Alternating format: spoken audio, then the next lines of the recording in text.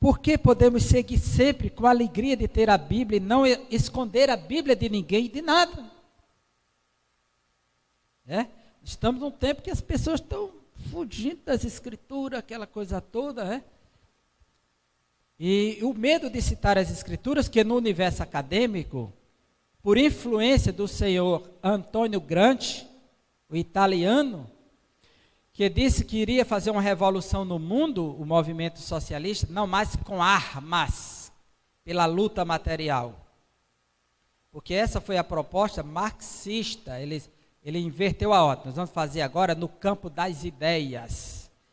Então, qual a proposta de Gramsci? Escreveu os Cadernos do Cárcere. Ele foi preso, a vida dele virou um filme, tem na internet, em preto e branco, 3 horas de filme, você pode assistir.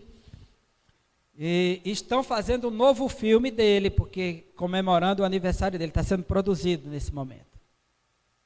Que é a resistência da esquerda, esse filme. O que ele defende? Vamos dominar as universidades para formar os professores que estarão nas escolas formando as crianças. De sorte que o maior bastião de resistência da esquerda em nossa nação hoje é o campo acadêmico. É lá. Mudança de governo, passando de esquerda para a direita, ainda não é solução, irmãos. Até que venha se aposentar e mudar esse conceito, tem formado muitos discípulos. E aí, lá, as escrituras não vêm com texto de religião. Não vem com texto de religião para cá. Olha, mas a Bíblia diz, não, isso é religião, passa a orar. Então, rotula logo de religião e sufoca a fala. Na acadêmica, não vem com religião para cá. Não fala de religião. Então, uma resistência rotulando, estereotipando de religião para que ninguém tenha direito à fala. Mas nós precisamos estar conscientes, confiantes e decididos. Então, a manuscritologia, eu não vou aqui, irmão, dar uma aula de manuscritologia, porque é uma infinidade de manuscritos. Vou falar 3 passos principais. Primeiro, o autógrafo. O que é o autógrafo? Essa palavra autos e grafo. Autos é próprio grafo, o próprio grafo. Porque a própria palavra autógrafo diz respeito à origem, o ponto de partida. Aquele que tem a identidade da coisa. Então, no estudo dos manuscritos, o autógrafo é o primeiro texto que Paulo escreveu para Roma. É o primeiro texto que Mateus escreveu. É o primeiro que Lucas escreveu. É o primeiro que o profeta Isaías escreveu. A pergunta é, aonde estão os autógrafos da Bíblia? Podemos confiar no texto que temos em nossas mãos? Podemos dar crédito a essas traduções que temos na língua portuguesa? Podemos, de fato, defender que há uma historicidade confiável ligada ao autógrafo desses textos? Nós não temos um autógrafo sequer dos apóstolos, dos profetas, dos evangelistas, dos escritores do Novo Testamento. Aí alguém fez, e agora? Então não vou mais confiar na Bíblia. Calma, não se apresse. O autógrafo foi escrito, o primeiro, Paulo manda para a igreja de Roma. Lá, os copistas vão fazer a cópia A. Essa cópia A circula até o final do 1º século. Outros copistas pegam essa cópia A e vão gerar a cópia B. Era tudo à mão, aí chama manu, em latim é mão, escrito à mão, manuscrito. A cópia B, no 2º século, vai ser copiada e vai gerar uma linha de cópia C, lá no 4º século. Essa cópia do 4º século vai até o ano 1500 sendo copiada, cópia das cópias. Porque em 1500 foi inaugurada a máquina do prelo pelos irmãos Johannes Gutenberg, na Alemanha, que foi inaugurado com o primeiro livro impresso, a Bíblia Sagrada. Até a grande revolução da imprensa começa com a Bíblia. Então, até aí era manuscrito, irmãos. E agora, se não temos nenhum manuscrito do autógrafo, que é o original, como podemos confiar nessa tradução que eu estou utilizando aqui, que é atualizada, ou a que está aqui no meu celular, que é a NVI? Como eu posso defender isso diante de alguém num processo pós-moderno, que tudo é relativo, é desconstruído, a busca é por sentido, não é por significado? Onde está a objetividade disso? A realidade histórica? E é aqui que nós entramos. Eu vou dar só um pequeno exemplo. As Guerras da Gália, as Guerras Gálicas, foi escrito por Júlio César. Foi o homem que transformou a república no império. Júlio César escreveu as Guerras da Gália, quando ele esteve lá, foi um grande escritor. E das obras que Júlio César escreveu, os manuscritos que temos à disposição são 10 cópias, que têm servido para as traduções de hoje. 10 cópias. A mais antiga dessas cópias dos manuscritos das Guerras da Gália de Júlio César estão com uma distância do autógrafo de 1000 anos. 1000 anos. 10 séculos. O Júlio César escreveu o primeiro, foi sendo copiado. O que salvou e que chegou até nós dos manuscritos está com a distância de 1000 anos do autógrafo. 10 séculos. Mas são as Guerras da Gália de Júlio César. A história de Plínio, o jovem, escaparam 7 manuscritos. A distância do autógrafo desses 7 manuscritos gregos de Plínio, o jovem, 750 anos de distância do autógrafo. Mas é a história de Plínio. História de Túcides, 8 manuscritos. Sabe qual a distância do autógrafo? 1300 anos. História de Heródoto, considerado o pai da história grega. 8 manuscritos. A distância do autógrafo é de 1350 anos depois. Do autógrafo, a distância dos manuscritos que, a partir deles, é feita a história. Ninguém questiona que foi Heródoto que escreveu. Porque a distância para o autógrafo é muito longa, mas ninguém questiona, é de Heródoto. Platão escapou 7 manuscritos, 1300 anos depois do autógrafo de distância, o manuscrito que temos dele. Anais de Tácito, 20 manuscritos, uma distância de 1000 anos. Segundo o Dr. F.F. Bruce. A Bíblia Sagrada.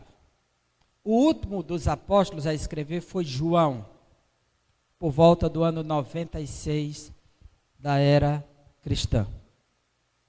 É o último a escrever. Então, um arqueólogo chamado John Hylands encontrou no Egito um papiro circulando do Evangelho de João. E esse papiro chama de P52, é uma ordem que eles dão para os manuscritos do Novo Testamento. E sabe qual a data desse papiro? 117 a 138 depois de Cristo. Já era uma cópia que estava circulando no Egito, distante do autógrafo. 117 da era cristã. Se João morreu em 96, qual a distância desse manuscrito para o autógrafo? Nenhuma geração passou. Já era uma cópia circulando no Egito. Por que eu acredito que Aristóteles escreveu, que Platão escreveu, que Heródoto escreveu e coloca em dúvida as escrituras? Sabe quantos manuscritos nós temos do Novo Testamento para defender a sua veracidade histórica manuscritológica? 5.700. Eu disse 5.700, irmãos. Os outros têm 7, 10, 15. Quem mais escapou de manuscritos da literatura antiga foi a Odisseia de Homero. 400 e pouco. A Odisseia de Homero. Mesmo assim, com a distância monstruosa do autógrafo. Nós temos aqui manuscritos com uma distância de 30, 40 anos. E como é que nós vamos saber que a nossa tradução corresponde ao autógrafo? Olha, se estava circulando no Egito um texto, Egito é África, aí outro circulando na Europa, outro na Ásia Menor, em regiões diferentes, e você comparou, é o mesmo texto, a mesma história, logo o autógrafo continha essa história. É a lógica da coisa que determina a veracidade do fato. Se torna incontestável. Irmãos, no ano de 1947, os judeus tinham por tradição, tinham ou não tem, até hoje, os judeus dentro da sinagoga, eles estudam com um livro, a Bíblia em formato de livro. Mas no culto, no rito do culto, eles usam um manuscrito em pergaminho. Toda a sinagoga tem um manuscrito que eles abrem. Para o rito é um manuscrito. É tradição judaica milenar. E quando esse manuscrito se desgasta com o tempo, o que eles fazem? Eles enterram.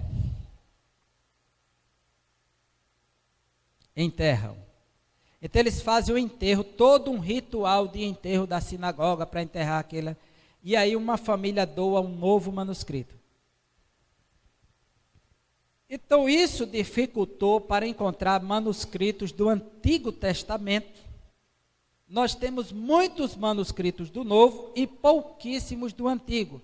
O manuscrito mais antigo que tínhamos do Antigo Testamento tinha uma distância dos acontecimentos do Antigo Testamento de quase 1000 anos, era 800 anos da era cristã. Então isso levantou muita crítica sobre a originalidade dos fatos, dos textos. Só que no ano de 1947, pós-guerra mundial, que terminou em 45, um pastor de ovelhas, um beduíno, uma ovelha dele escapou nas montanhas da Judeia e entrou numa caverna. E ele jogou uma pedra para que ela saísse, voltasse. E gritando. Nisso ele escutou um estralo. Plá! E ele subiu curioso. Quando entrou lá, irmãos, ele encontrou os vasos cheios de manuscritos do Antigo Testamento. Isso gerou uma pesquisa que foi até 49 de escavações. Abriram 11 cavernas. O resultado é que foi encontrado o livro do profeta Isaías, 200 anos antes de Cristo. Só não foi encontrado um livro completo lá, que foi o de Esther, apenas fragmento, mas o restante todos tinham, e a maioria deteriorados, completo. Eu tive o privilégio de ir a Israel, visitar o Museu do Livro, ver esse manuscrito de perto. Foi um dos momentos mais emocionantes da minha vida. Porque ali estava a prova viva, ali está, que o nosso Deus é soberano sobre a história. Que a sua palavra dura para sempre. E que nós podemos confiar nas traduções que estão em nossas mãos. E quando conferir o texto do profeta Isaías, está escrito que está na nossa língua em português. Então, irmãos, não há motivos para desconfiar das Escrituras. Nenhum. Considerações finais, últimas palavras. Eu pulei muitos slides aqui. Eu quero fechar com as palavras do apóstolo Paulo. Ele diz: quanto a você, porém, permaneça nas coisas que aprendeu e das quais tem convicção, pois você sabe de quem o aprendeu, porque desde criança você conhece as sagradas letras, que são capazes de torná-lo sábio, não para o mundo acadêmico, mas para a salvação, mediante a fé em Cristo Jesus. Aí Paulo diz: toda a escritura é inspirada por Deus. É inspirada por Deus. Me permita só uma breve pausa nessa palavra. Porque essa palavra inspirada por Deus, essa frase tem 3 palavras. Inspirada por Deus. Em grego é uma só.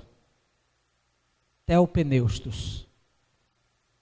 Essa palavra foi procurada nos textos clássicos da literatura antiga, não encontrou em lugar nenhum. Ou seja, Paulo não tinha como expressar essa doutrina da inspiração das Escrituras. Então ele criou uma palavra.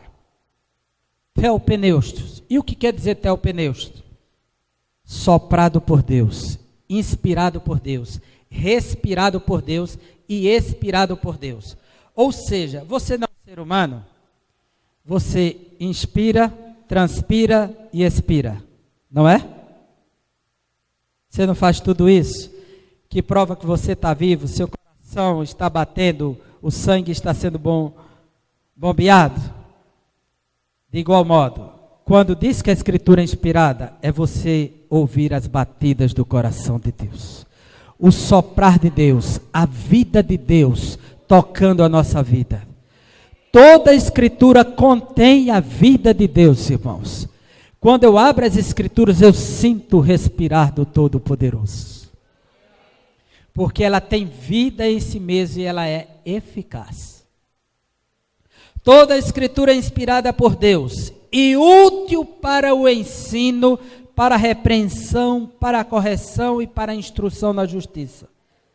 Para que o homem de Deus seja apto e plenamente preparado para toda boa obra. Que Deus abençoe a todos em nome de Jesus. Muito obrigado.